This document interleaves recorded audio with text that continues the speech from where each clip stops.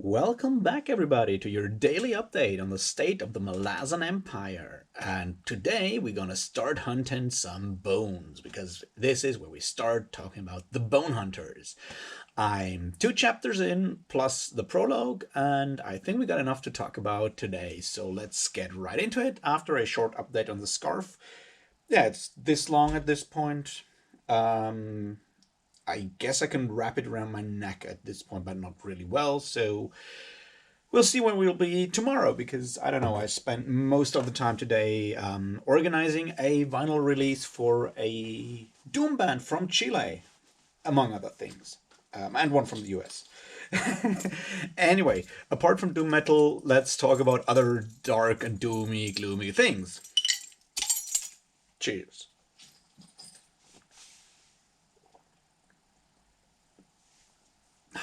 All right. The Bone Hunters, Volume 6 of the Malazan Book of the Fallen. It's another long one. You know, the last two House of Chains and Midnight Tides aren't actually that long compared to the ones before and after. Like, Memories of Ice is longer, and yeah, from now on they're all big boys. And the Bone Hunters brings us back to the continent of 7 cities, mostly, and continues more or less straight after the events of House of Chains, like a couple of days after the death of Shaik. And so we reconnect with most of the characters that we met there, plus we find a couple new ones, and things start getting interesting right away. We have a new scene, like apparently, how to put that?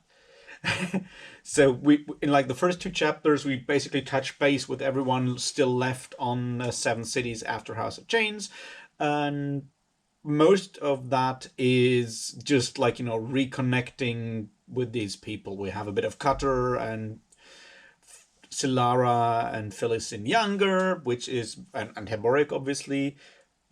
Nothing much happens there so far. We're just touching base with them. We're also doing sort of the same with Mappo and Icarium. Also, there nothing really new happens. Like, yeah, the Icarium doesn't remember shit and decides to figure out what happened in his past, and they start walking towards some place or other. Also, Karsa Orlong is Karsaing right away. Like, he uses tact and diplomacy to get into the city of Ugarad, which absolutely works. A treat, by which I mean it doesn't work at all, and the witch Samar Dev that he met on the street, on the road there, kind of saves his ass, sort of. Interesting though, Karsa Olong is very much in favor of peace now. He has decided that the war is over and that peace has to be done, and he actually decides to go out to the Malazan forces still hauled up outside of Ugarad to, make an offer of peace to them. We'll see how that all works out in the future. But I mean, we obviously already know from House of Chains that the people in that fort outside, or is it a different fort? I don't know.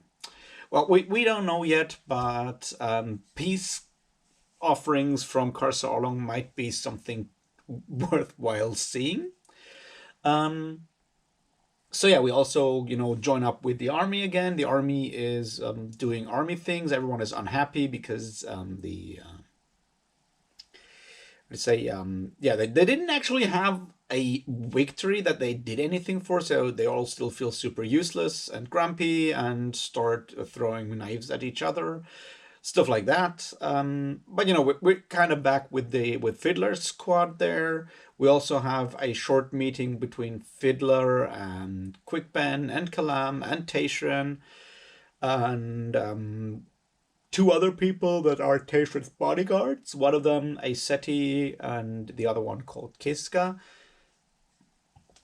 Quick aside, if you want to know more about those people, read more of the novels of the Malazan Empire, which would be the ones by Cameron Esselmont. For example, at this point, I feel like the parallel time novel would probably be Return of the Crimson Guard, or maybe Night of Knives still. I'm not so sure about these things. But yeah, those people show up there a lot more. But you know, it's a nice thing because now you have like these like connections between those two books as like those the books of those two authors. So that's cool. And if you reread everything, like this is more like a reread thing. Because I know there's people who made this huge list about which Esselmont book to read between which Erickson book and so forth. I don't believe that's a good approach if you're reading the books for the first time. If you're reading them for the second time, you might want to do that, or you just, you know, put a pointer in there like, yeah, okay, so here we are at this point. Yes, new people. Hellion in the prologue on Cartool, which also is something we don't, you know, get much there. We just learn that a lot of stuff is going on in the realm of the gods, obviously, because yeah, stuff is going on in the Warrens and the gods are slightly upset. We also learn that a lot with the long sequence with Cotillion and Edgewalker, who we meet for the first time, and dragons and stuff, which will be one of the big things we're going to talk about today. The other thing is, I guess we need to talk about more about Apsala. She's doing something on her own now, and she goes to the bar. She arrives in early town. She gets drunk because she's miserable for herself, and the best cure for self-pity, as we all know, is getting hopelessly drunk. Pro tip, I'm joking here. It's not exactly the best solution. It's more the one that works, at least, sort of, until you have a hangover, and then it doesn't. And luckily, she can also go outside and kill people, and that kind of helps with frustration as well. But I found like a bunch of things interesting there.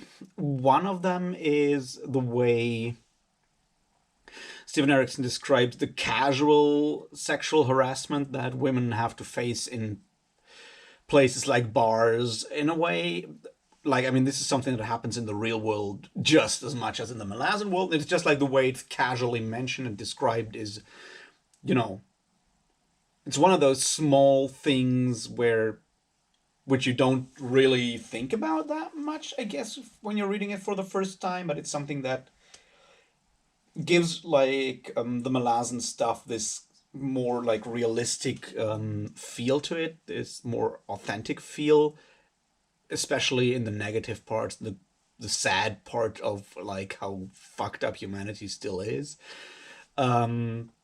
Yes. Also, her ruminations on why she left Crocus slash Cutter, and this I'm bad for him, so I have to leave to preserve him because he's not as terribly wrong as I am, and so forth. Yeah, gods, they're both behaving like fucking, well, 18, 19-year-old, maybe 16-year-olds, which, to be honest, they kind of are. So I give them that. But this is not my relationship advice column, but I can tell you that in very few situations is that a reason, a proper reason to end a relationship. If you are in a toxic relationship, sure, get the fuck out of there. But that works only if both sides candidly, you know, are in that situation. But it's rarely the person that's like, I'm the noble guy because, or girl, I'm the noble person because I'm leaving them because I'm only making them like, I'm only like destroying them. That doesn't usually happen. So if you're thinking that, you're usually wrong. I'm not saying that you should, you know, stay in a relationship, but maybe think about like more like about better reasons to leave someone. I just saying. So yeah, so we have that bit there, which, you know, adds to Absalom as a character in that it shows how immature in a way she is.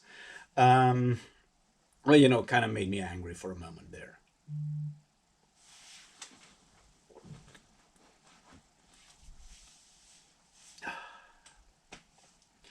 But let's look more at the really interesting two things. The one is the whole scene with the nameless ones in the in the prologue, where they're freeing a really dangerous First Empire monster, and there's betrayal within the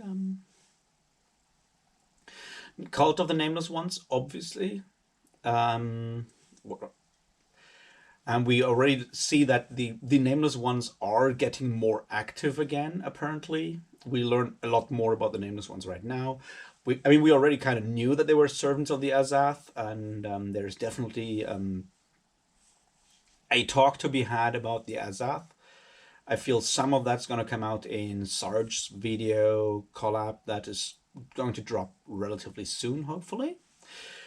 But yeah, they're servants of the Azath. They're trying to, reestablish the power of the Azath, keep everything in balance, and so forth. And they seem to be driven to extreme measures.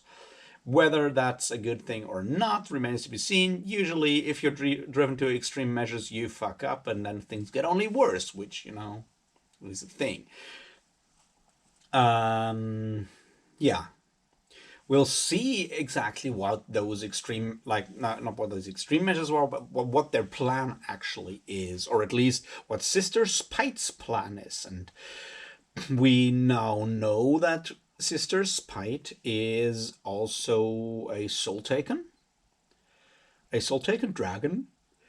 And if you remember, you also know who Sister Spite is, because you met her sister. Her sister is Sister Envy. Those are the daughters of Draconis.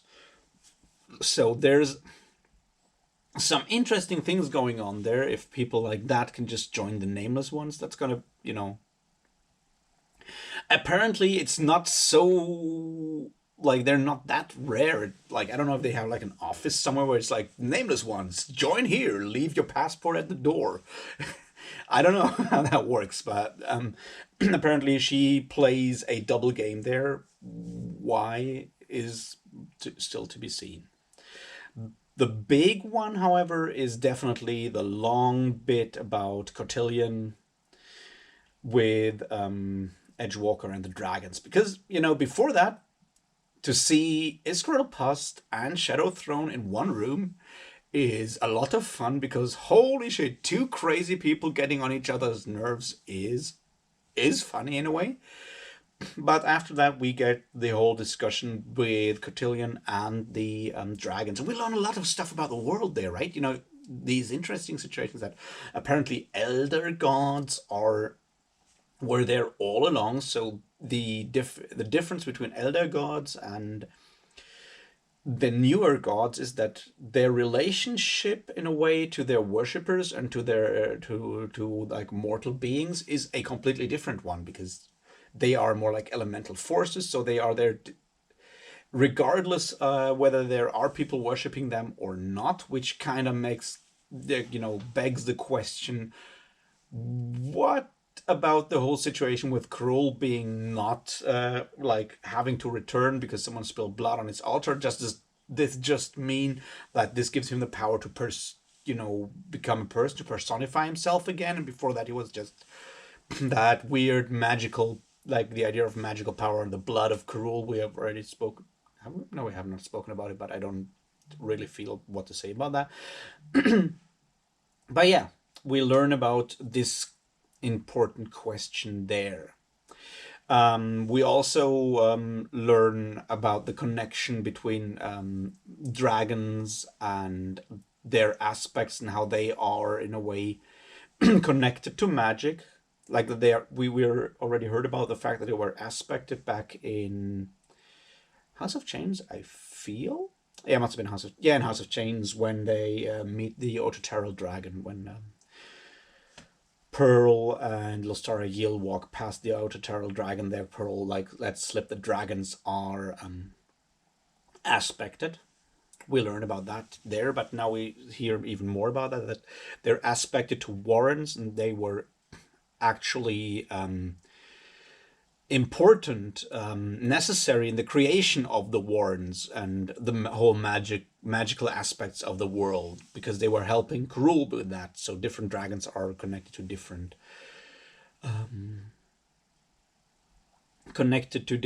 Wardens and different aspects of magic.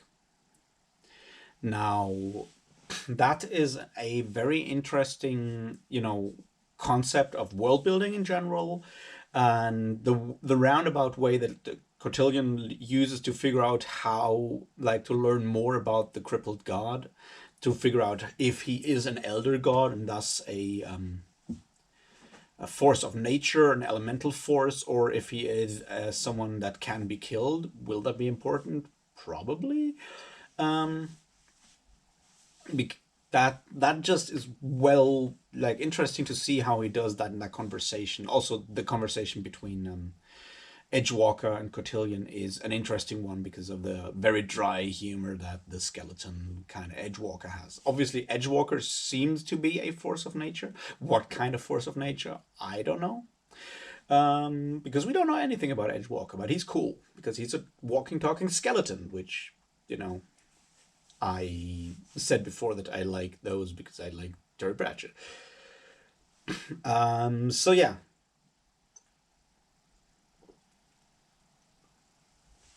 There's that. Also interesting, I feel, is the, in a way, the conversations that Korab has with Leoman, because obviously we touched base with those two as well. Korab is one of those really cool characters, I feel. Like, we like met him before in House of Chains, where he is the guy who always loses his weapons and has like always survives extremely weird situations.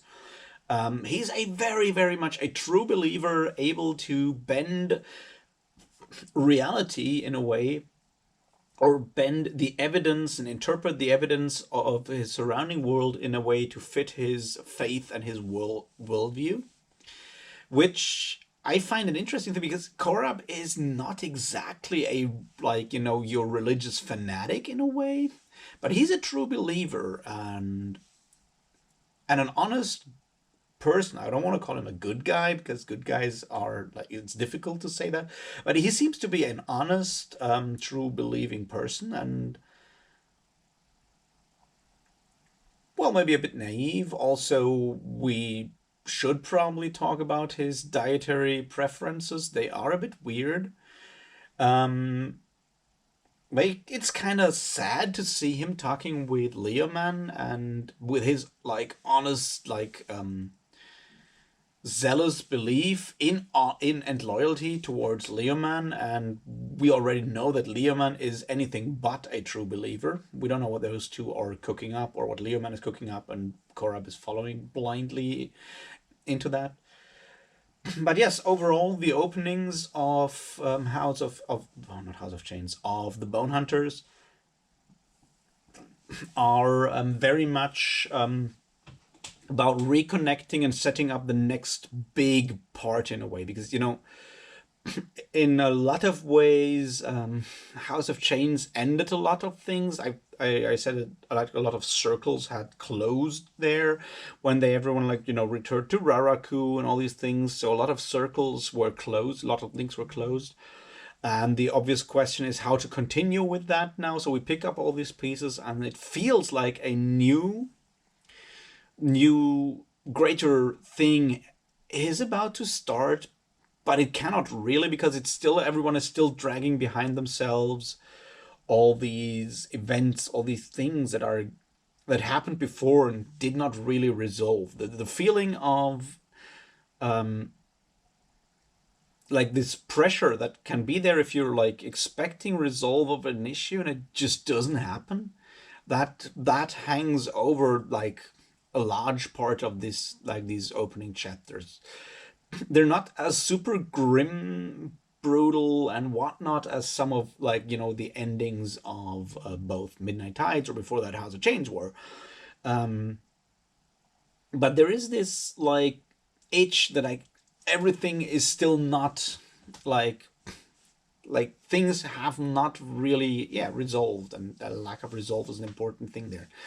I've said that before, I know. So yes, we have that going on so far.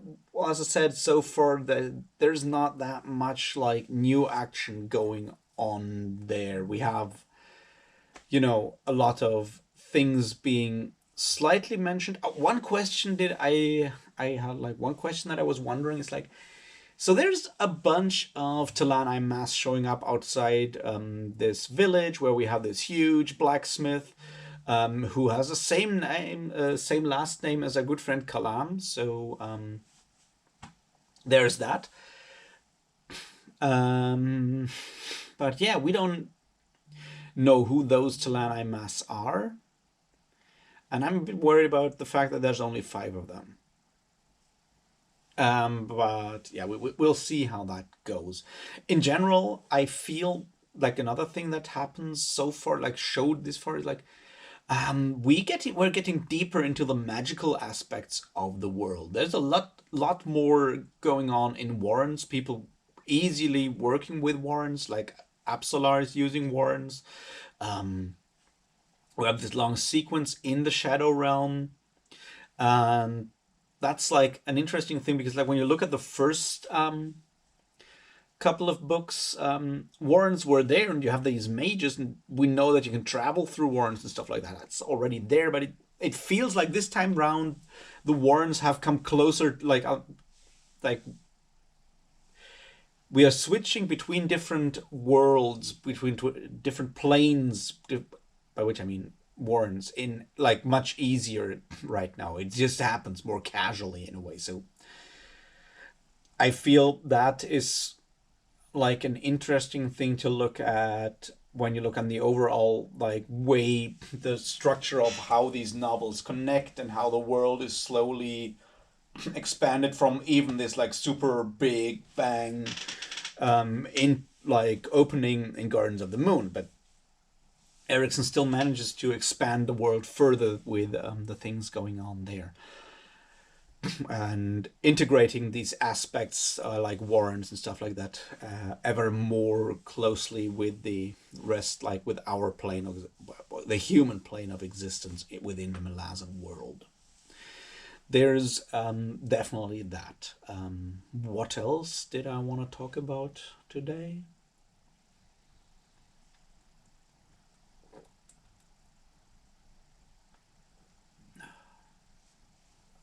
Not much yet, I feel.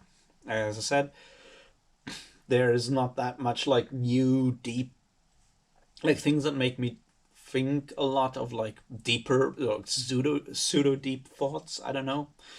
It's so far just a lot of like reconnecting, reestablishing that the people that we like didn't spend the last novel with, like all the people that we left at the end of House of Change, that they are still basically the same people they were when we left them, which is important at this point, I guess, to have these situations to reconnect with your characters. And I expect more things will happen really soon in the next couple of chapters, and I'll be talking about at least 2, maybe 3 chapters tomorrow when we're talking about more House of Chains.